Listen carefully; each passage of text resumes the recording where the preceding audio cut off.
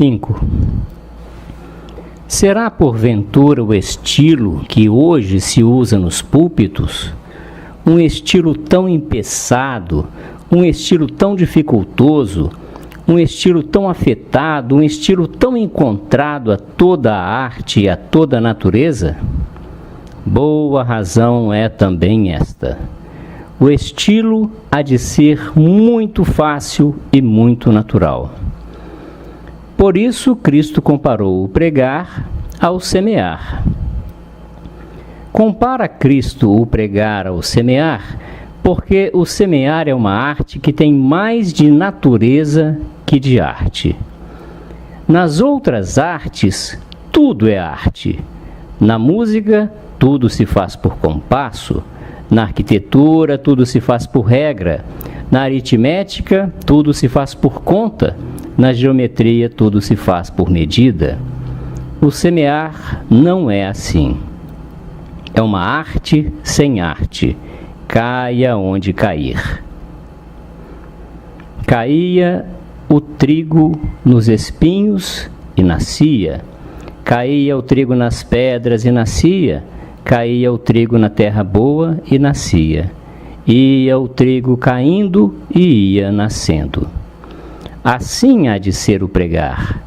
Hão de cair as coisas, hão de nascer, tão naturais que vão caindo, tão próprias que venham nascendo.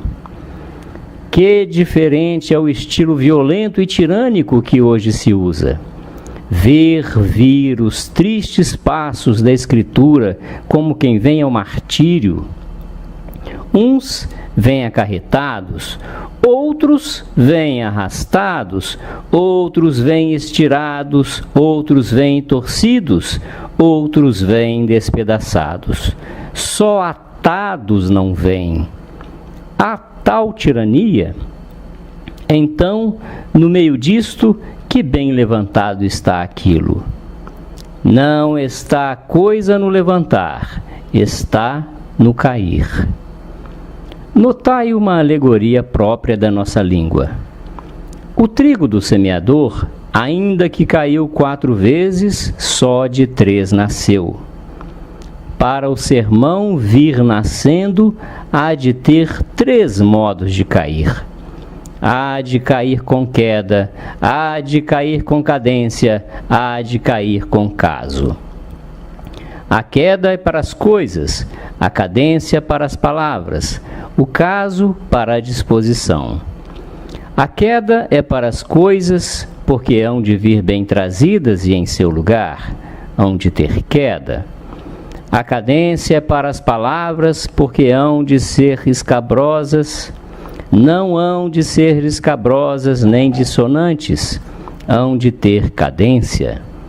O caso é para a disposição, porque há de ser tão natural e tão desafetada que pareça caso e não estudo.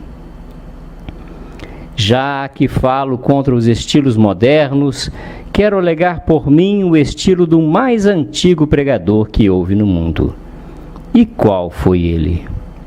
O mais antigo pregador que houve no mundo foi o céu. Suposto que o céu é pregador, deve ter sermões e deve ter palavras. Sim, tem, diz Davi. Tem palavras e tem sermões, e mais, muito bem ouvidos. E quais são estes sermões e estas palavras do céu?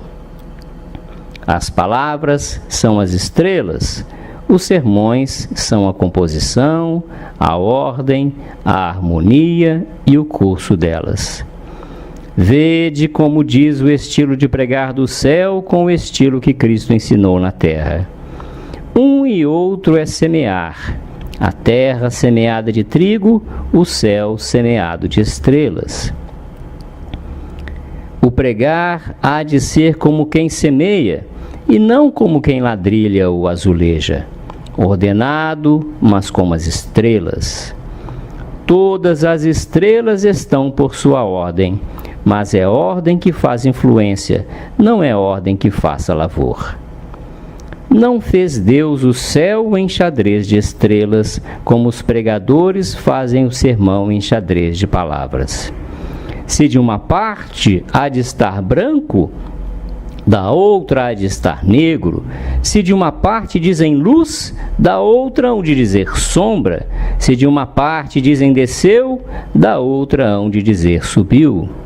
Basta que não havemos de ver num sermão duas palavras em paz, todas hão de estar sempre em fronteira com seu contrário.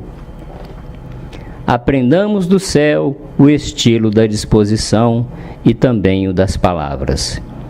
As estrelas são muito distintas e muito claras. Assim há de ser o estilo da pregação, muito distinto e muito claro. E nem por isso temais que pareça o estilo baixo. As estrelas são muito distintas e muito claras e altíssimas. O estilo pode ser muito claro e muito alto. Tão claro que o entendam os que não sabem, e tão alto que tenham muito que entender nele os que sabem. O rústico acha documentos nas estrelas para sua lavoura, e o mareante para sua navegação, e o matemático para suas observações e para os seus juízos. De maneira que o rústico e o mareante, que não sabem ler nem escrever, entendem as estrelas. E o matemático, que tem lido quantos escreveram, não alcança a entender quanto nelas há. Tal pode ser o sermão, estrelas que todos veem e muito poucos as medem. Sim, padre, porém esse estilo de pregar não é pregar culto, mas fosse.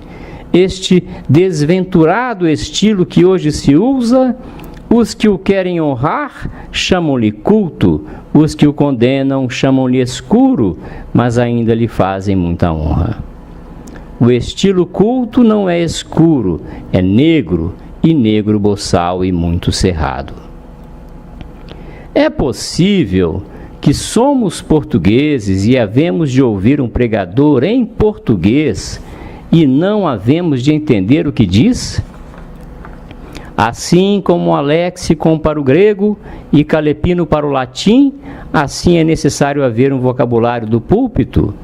Eu ao menos o tomara para os nomes próprios, porque os cultos têm desbatizados os santos, e cada autor que alegam é um enigma. Assim o disse o cetro penitente, assim o disse o evangelista Apelles, assim o disse a águia de África, o favo de Claraval, a púrpura de Belém, a boca de ouro. Há tal modo de alegar. O cetro penitente dizem que é Davi, como se todos os cetros não foram penitência. O evangelista Apelles dizem que é São Lucas, o favo de Claraval, que é São Bernardo, a águia de África, Santo Agostinho, a púrpura de Belém, São Jerônimo, a boca de ouro, São Crisóstomo. E quem quitaria ao outro cuidar que a púrpura de Belém é Herodes, que a águia de África é Cipião e que a boca de ouro é Midas? Se houvesse um advogado que alegasse assim a Bártolo e Baldo, havíeis de fiar dele o vosso pleito? Se houvesse um homem que assim falasse na conversação, não o havíeis de ter por nécio? Pois o que na conversação seria necessidade, como há de ser discrição no púlpito? Boa me parecia também esta razão, mas como os cultos, pelo polido e estudado, se defendem com grande Nazianzeno, com Ambrósio, com Crisólogo, com Leão, e pelo escuro e duro, com Clemente Alexandrino, com Tertuliano, com Basílio de Seleucia, com Zeno Veronense e outros, não podemos negar a reverência a tamanhos autores, posto que desejáramos nós nos que se prezam de beber destes rios a sua profundidade. Qual será logo a causa de nossa queixa?